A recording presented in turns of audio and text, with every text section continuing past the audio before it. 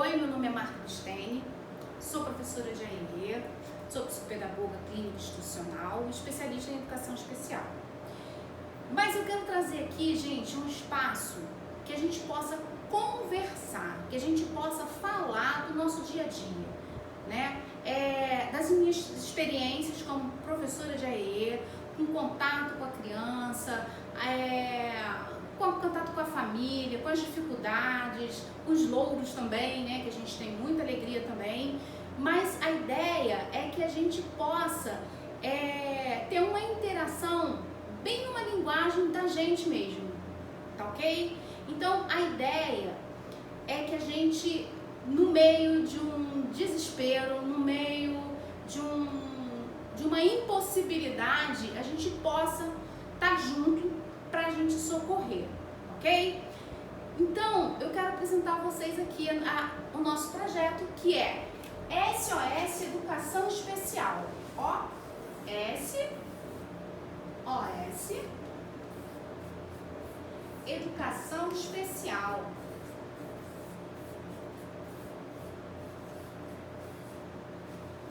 Tá ok? Então, a gente vai ter aqui um suporte de emergência na hora que a gente estiver no desespero.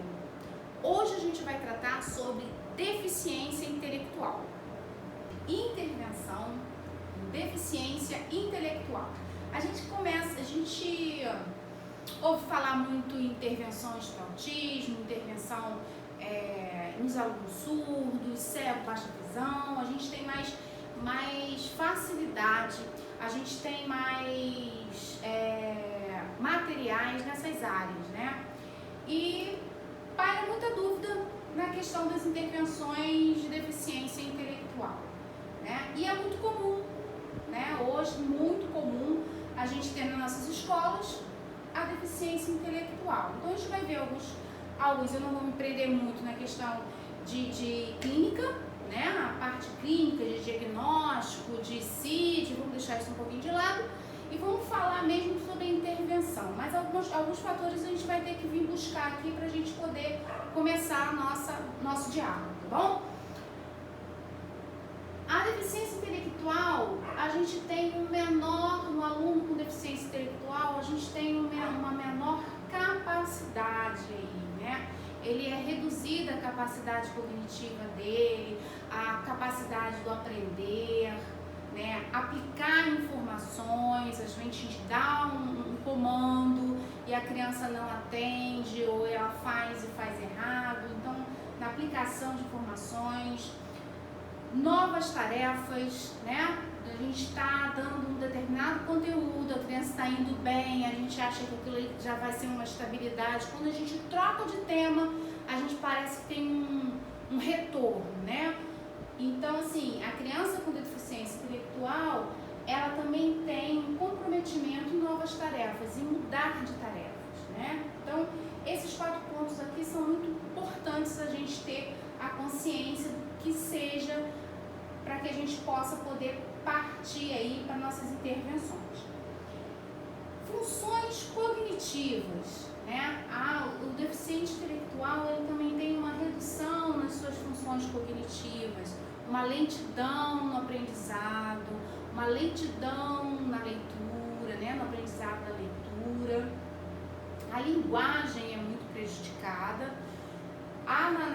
No deficiência intelectual, né, um déficit na interação entre linguagem verbalizada e linguagem escrita. A gente tem que estar atento para isso, porque a gente se prende muito aqui na questão da alfabetização, né, da decodificação dos símbolos, no ensino aí na hora da alfabetização, a gente se prende aqui. E aí nossa intervenção vai ser exatamente dentro dessa característica aqui da criança, né? A dificuldade que a gente tem, na maioria das vezes, da gente prosseguir o trabalho com aluno com deficiência intelectual, ela está aqui. Então a gente vai retornar aqui. Habilidades motoras, algumas crianças com deficiência intelectual, ela também tem associada as habilidades motoras dela. Por isso a necessidade possibilidade de a gente trabalhar a questão da coordenação motora fina, coordenação motora ampla. A educação física é importante, muito importante aqui, né? Muitas vezes, ela é especial, ela vai ficar sentadinha. Não, a criança tem que interagir, principalmente nesses momentos de brincadeira, de desenvolvimento de atividades de educação física, recreação. Ela tem que estar lá, porque ela já tem uma dificuldade motora. Então é bom que ela esteja no desenvolvimento. Socialização. Muitas vezes a gente tem problema na socialização dessa criança deficiente intelectual. E é importante a gente também agir nessa área aqui da socialização. Por isso a importância da inclusão, por isso a importância dela estar dentro da sala de aula, se necessário com o mediador, né? A gente sabe que esse é um tema muito polêmico, é um tema que a gente tem debatido muito sobre isso, a questão da mediação, mas muitas vezes a gente não tem um sucesso ou tem um insucesso no processo de aprendizado de uma criança com deficiência intelectual por falta de um mediador. Causas da deficiência intelectual. Nós não vamos entrar, como eu já disse, na questão médica, né? Mas só para a gente se situar. Nós temos aí as causas, as síndromes, principalmente a mais conhecida aí, a síndrome de Down, e os transtornos, né? Esses fatores, eles são fatores biológicos, ou seja, são causas biológicas que geram a deficiência intelectual. Nós temos um outro grupo que seria esse grupo aqui, que é das questões ambientais, né? Então, não é do processo biológico. Uso de droga pelos pais, que apesar de ser fator ambiental, ele acaba se tornando também um fator biológico, porque atinge a criança, né? Na questão da gestação. Então, uso de drogas, esse aqui a gente tem muito nas nossas escolas, é aquela criança que a gente ensina e não aprende, geralmente ela tem problemas de memória, acentuado déficit de atenção. Então, são as crianças aí que são atingidas pelo uso de drogas pelos pais, pode ser pela mãe ou pelo pai. Dificuldades no parto também tem uma possibilidade da criança ter aí a deficiência intelectual. A prematuridade da criança, doenças, rubéola, meningite, né? Elas também podem gerar a deficiência intelectual, e os traumas cranianos. Então isso aqui é uma parte que a gente precisa saber, né? As causas que geram a deficiência intelectual, mas a gente também não vai se prender nisso daqui não, mas é importante a gente ter um conhecimento disso aqui. A gente vai agora ver realmente o que a gente pode fazer para poder ajudar essa criança aí, tá bom? Então vamos pensar um estudo de caso aqui, vamos pensar numa hipótese diagnóstica, uma criança que vai chegando, vamos dizer, a gente é chamado lá na sala, o professor já é chamado na sala e o professor já te indica, já tem, te dá algumas queixas, né, iniciais. Essa criança, ela tá muito inquieta, eu ensino, ela não aprende, a gente precisa fazer uma avaliação dessa criança, é uma criança de 7 anos, baixa renda, dentro de um contexto social difícil, que é a nossa maior realidade que a gente tem. E aí a gente vai começar uma avaliação nessa criança. O que a gente vai avaliar nessa criança? Então vamos lá, vamos retornar. Nós temos uma criança com queixas iniciais de lentidão, não fixação dos conteúdos, ela já está no primeiro, segundo ano, né, já aí no desenvolvimento do processo de alfabetização, e ela não está tendo sucesso, ela não está tendo evolução no aprendizado dela, né? E o que a gente vai fazer? Como que a gente vai avaliar essa criança? Aí Agora a gente vai ver os fatores de avaliação. O que eu vou avaliar nessa criança? Cognição. O primeiro ponto que eu preciso avaliar é a cognição. O que seria a cognição? É todo um processo que facilita, é um processo natural neurológico típico de aprendizado. É o que nos faz aprender, né? Então, tudo que nos faz aprender, esse processo de aprendizado está ligado à nossa cognição. Os pontos mais importantes da cognição para a gente avaliar numa criança deficiente intelectual. Numa outra também, mas hoje a gente vai falar em deficiência intelectual, tá? Claro que em outras crianças a gente vai ver, em outros casos também vai avaliar, mas vamos aprender aqui em deficiência intelectual. O que nós vamos então avaliar nessa criança aí que está aí com uma hipótese, uma suspeita, né? Um ponto de interrogação aí, mas que a gente está caminhando aí para a hipótese de deficiência intelectual? Cognição. Como vai a concentração dessa criança? Qual é o tempo de concentração dessa criança? Qual é o tempo que ela permanece ativa na sua concentração, prestando atenção, participando, estando envolvido no processo de aprendizado? Então, é muito importante que a gente tenha essa avaliação, o tempo de concentração dessa criança e a qualidade de concentração.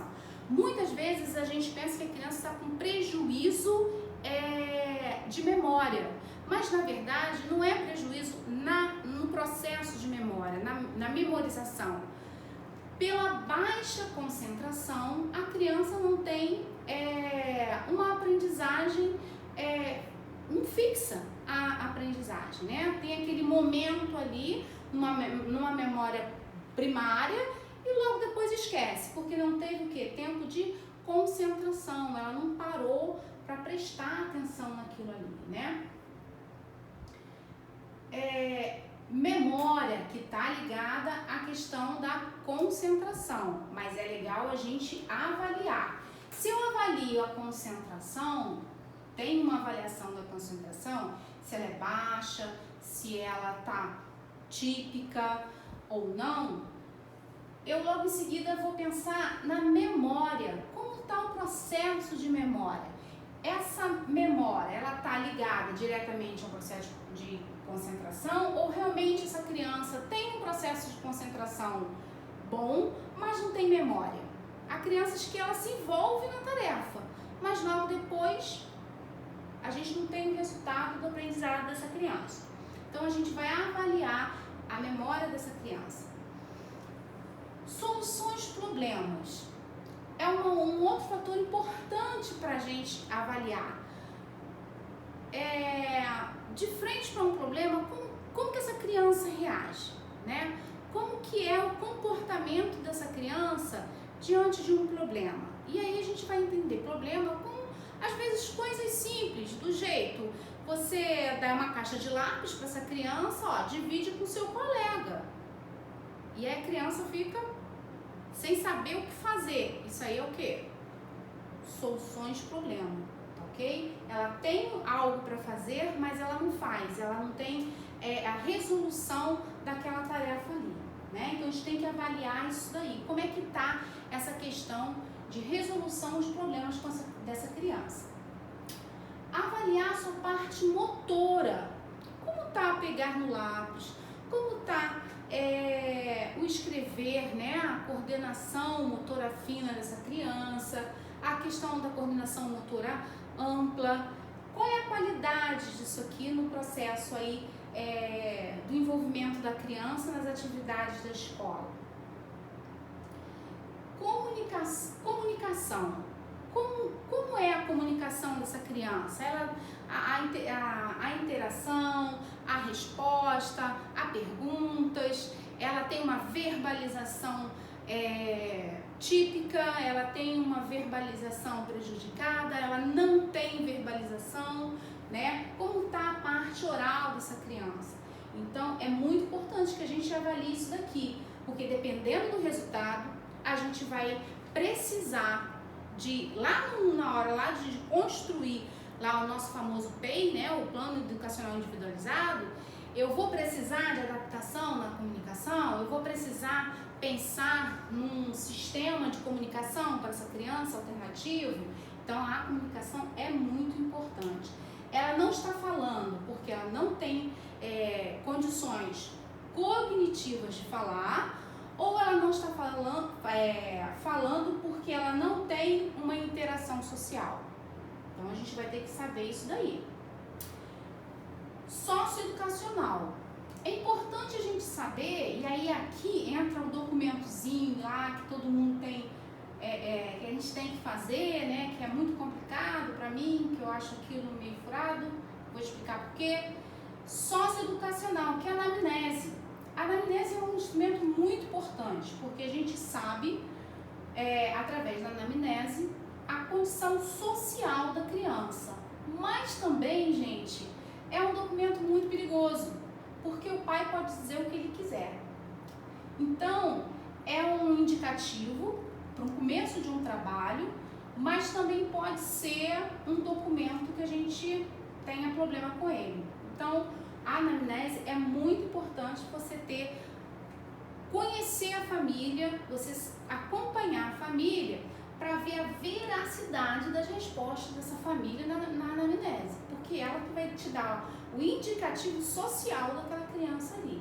Se ela tem o nível econômico dela, os problemas de parto dela, se ela teve algum trauma na infância, na primeira infância, quando bebê, qual é a relação dos pais com essa criança. Então, na anamnese você tem todas essas informações. É um instrumento importantíssimo, mas é um instrumento perigoso, porque os pais podem, os responsáveis, eles podem mascarar essas respostas e a gente ficar sem um referencial preciso para a gente continuar o nosso trabalho. Educacional, qual o nível cultural dessa família? Como foi a história educacional dessa criança? Essa criança, ela teve na escola, na pré-escola, ela passou por creche, ela teve incentivo, ela tem incentivos, educacionais em casa? Será que o trabalhinho de casa que a gente manda, o professor regular manda, é feito com os pais? Como é esse momento de trabalho de casa, Eu tinha uma criança, atendi uma criança que ela tinha pavor de trabalho de casa. A criança não fazia o trabalho de casa, ela comia o trabalho de casa, literalmente, para não chegar em casa com o trabalho. E aqui, lá naquela anamnese lá, a relação dos pais era tranquila, O que acontece? Só que depois uma vizinha veio conversar com a gente, Houve um fato, houve um envolvimento do conselho tutelar e tal, e falando da violência doméstica contra aquela criança.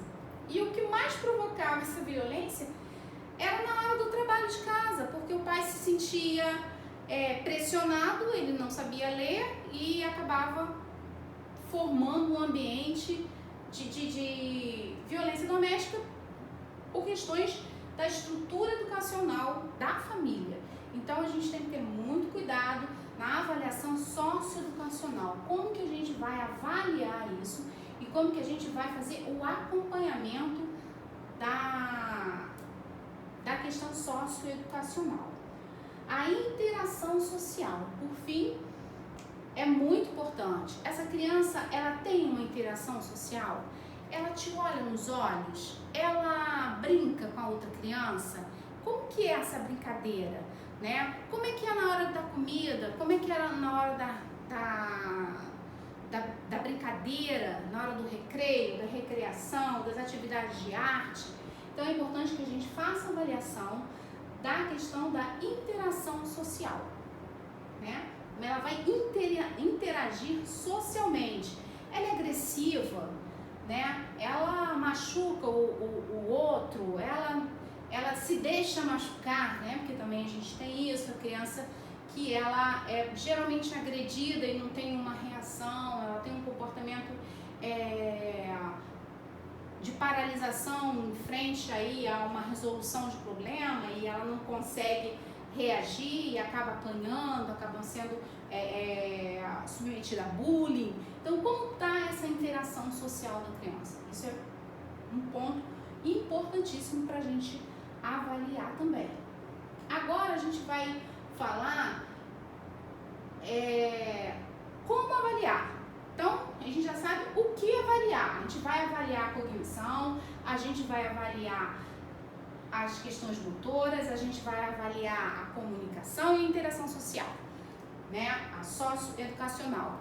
Como avaliar? Como que eu vou avaliar essa criança, né? Agora chegou aquela hora legal da gente saber como que vai usar o material, como que vai buscar recursos para avaliar essa criança. Mas antes de a gente começar a falar sobre isso, gente, sobre essa avaliação, é importante a gente chamar a atenção para uma coisa. Essa avaliação aqui é uma avaliação escolar, né? Ela vai dar uma fundamentação na nossa hipótese, né?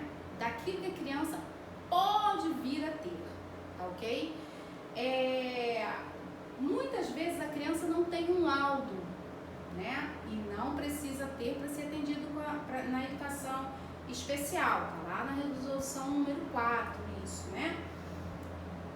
Mas a gente precisa organizar todas as observações, tudo que a gente está prestando atenção ali naquela criança, está observando aquela criança, a gente precisa juntar isso para a gente ter um suporte, né, assim, de relatório, para a gente passar para outros profissionais. Na verdade, a avaliação de uma criança, né, conclusiva, ela vai se dar por meio de uma equipe multidisciplinar. Então, psicólogo, neuropsicólogo, psicopedagogo, né, ou neuropsicopedagogo, um médico, né, inicia-se com pediatra, depois pode ter o neuropediatra. Então, essa avaliação final, ela é feita por uma equipe multidisciplinar, tá ok? Essa avaliação aqui é uma avaliação das queixas iniciais. É um ponto de partida, mas que a gente precisa ter, né?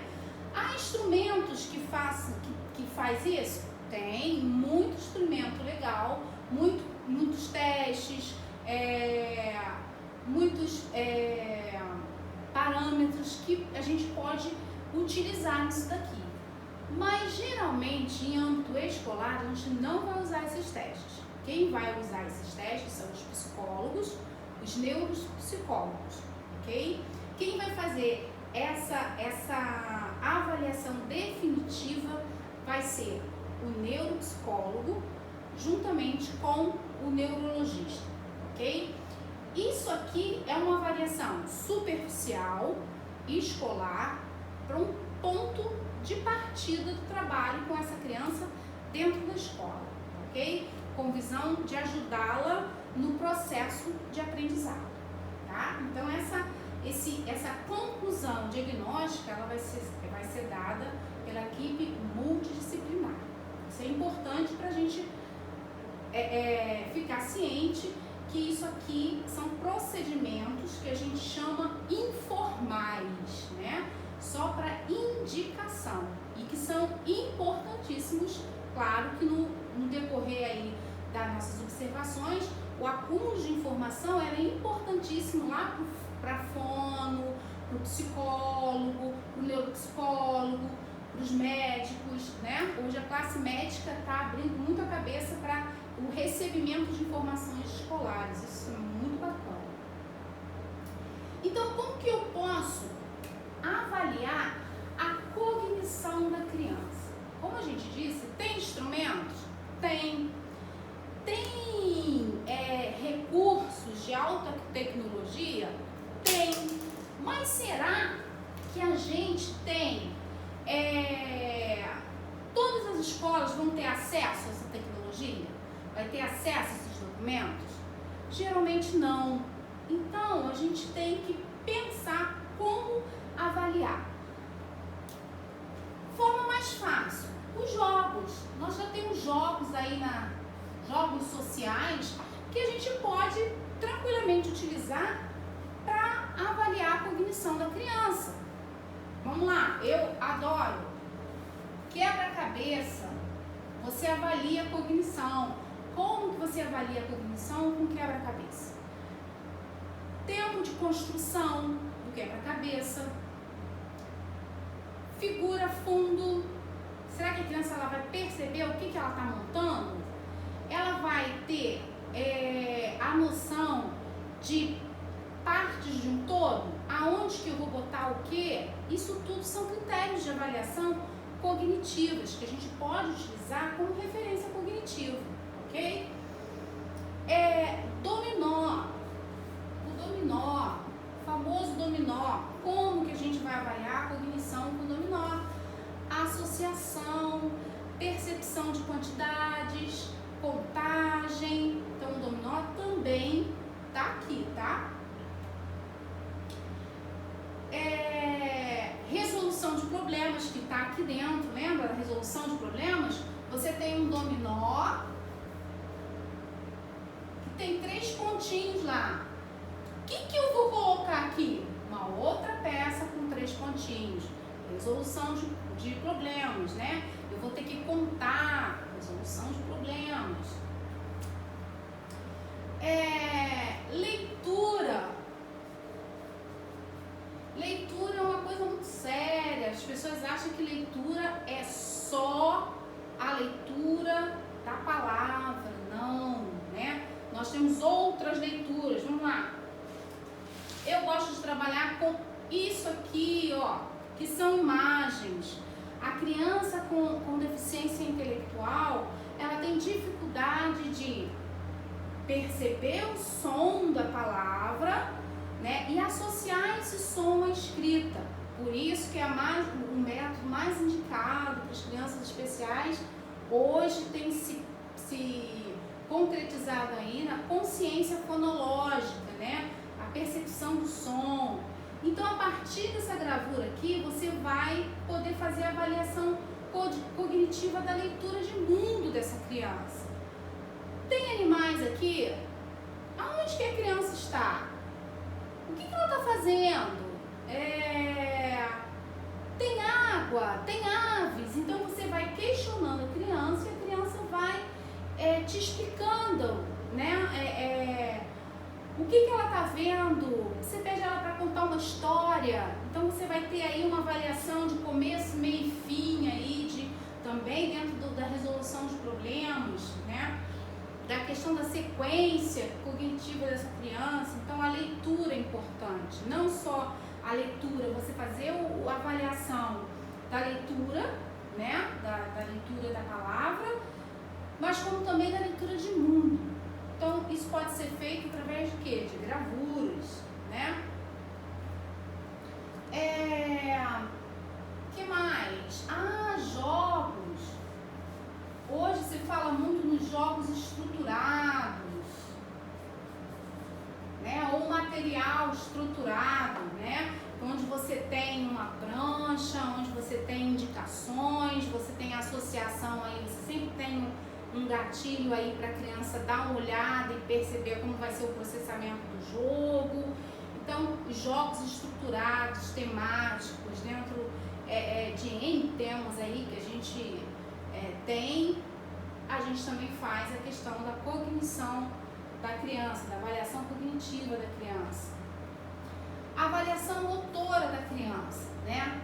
Mas eu não sou psicomotricista. Não precisa ser psicomotricista para ter um olhar sobre a dificuldade da criança. Agora, que tipo de dificuldade? Quais são o que você vai intervir nessas dificuldades, principalmente motoras? É importante que seja um profissional qualificado, né? Um psicomotricista, um terapeuta ocupacional, para que ele possa trabalhar com a questão motora da criança, mas você pode perceber qual é o problema da criança. Então, vamos lá. A gente tem aí as atividades grafomotoras, que a gente começa lá na mesinha, passando para o chão, as linhas desenhadas no chão, a gente consegue avaliar. Jogar de bola, pular corda, né? A recreação é muito importante para a gente ver essa questão motora da criança. Agora, o problema motor também pode ser acentuado, né?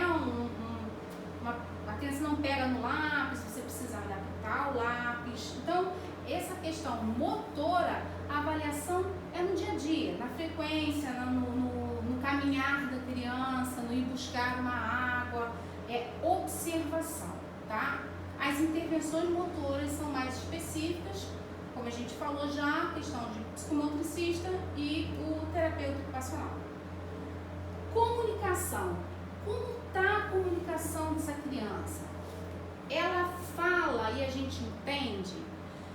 Ela precisa de um encaminhamento para o fono para a gente ver o fundo, né, dessa comunicação? O que tem atrás dessas dificuldades de comunicação?